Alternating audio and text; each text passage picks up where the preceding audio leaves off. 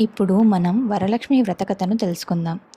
మొదటిసారి నా ఛానల్ చూస్తున్నట్టయితే నా ఛానల్ సబ్స్క్రైబ్ చేసి నన్ను ఎంకరేజ్ చేయండి. మరిన్ని మంచి మంచి కథలు వినండి. కథలోనికి వెళ్దాం. స్కాంద పురాణంలో పరమేశ్వరుడు వరలక్ష్మి వ్రతం గురించి పార్వతీదేవికి వివరించిన వైనం ఉంది. ఒకనాడు పరమేశ్వరుడు కైలాసంలో సకల మునిగణ సేవితుండై ఉండగా ఆ సమయంలో పార్వతీదేవి వినయంగా ప్రాణేశ్వర, స్త్రీలు సకల సౌకర్యములు కలిగి ఉండుటకు ఆచరించదగిన వ్రతమేదైనా చెప్పమని కోరెను. అంతటా పరమేశ్వరుడు ఇలా చెప్పెను. దేవి, వరలక్ష్మి వ్రతమున్నది. స్త్రీలకు సౌభాగ్యము సకల సంపదలు కలుగజేయును.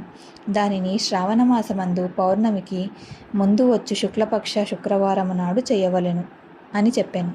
అది విని పార్వతీదేవి, స్వామి, ఆ వ్రతం ఎలా ఆచరించాలో తెలుపమని, ఆ వ్రతాన్ని ఎవరు ఆచరించి తరించారో చెప్పమని అనెను. అంతటా పరమేశ్వరుడు, ఓ పార్వతి, వ్రతకథను చెప్పెదను వినుము అని కథ చెప్పసాగాను. పూర్వము మగధ రాజ్యంలో కుండిన అనే నగరం. ఆ నగరంలో చారుమతి అనే ఒక సాధ్వి ఉంది. ఆమె సద్గుణ సంపన్నురాలు. ఆమె సద్గుణములకు మెచ్చి ఒకనాడు ఆదిలక్ష్మి ఆమె స్వప్నములో ప్రత్యక్షమై ఆమెతో, చారుమతి, నీ సద్గుణములకు నేను మెచ్చితిని. నీకు కావలసిన వరాలను ప్రసాదిస్తాను. శ్రావణ పౌర్ణమి ముందు వచ్చే శుక్రవారము నాడు వరలక్ష్మి వ్రతము చేయుము. అప్పుడు నీవు కోరిన కోరికలను తీర్చేదా అని చెప్పి మాయమయ్యెను. వెంటనే ఆమె మేల్కొని తన స్వప్న వృత్తాంతాన్ని తన భర్తకు, అత్తమామలకు వివరించెను. వారు మిగులు సంతోషించి ఆమెను వ్రతమును చేయుటకు ప్రోత్సహించెను. ఆ స్వప్న వృత్తాంతమును విన్న ఆ పట్టణ స్త్రీలు శ్రావణమాసం కొరకు ఎదురుచూడసాగిరి. అంతలో శ్రావణమాసము వచ్చెను. అంతటా చారుమతి వారందరితో కలిసి నిర్ణీత దినమున ప్రాతకాలముననే లేచి స్నానాదులు ఆచరించి ఒకచోట ఆవు పేడతో అలికి బియ్యముతో మంటపమును ఏర్పరిచింది.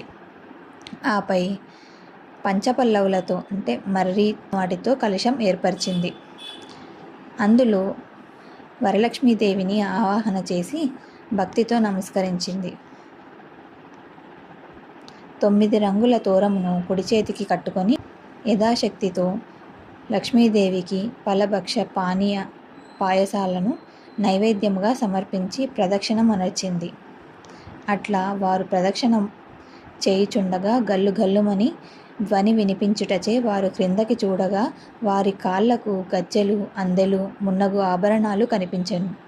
కానీ భక్తి తప్పక వారు రెండవసారి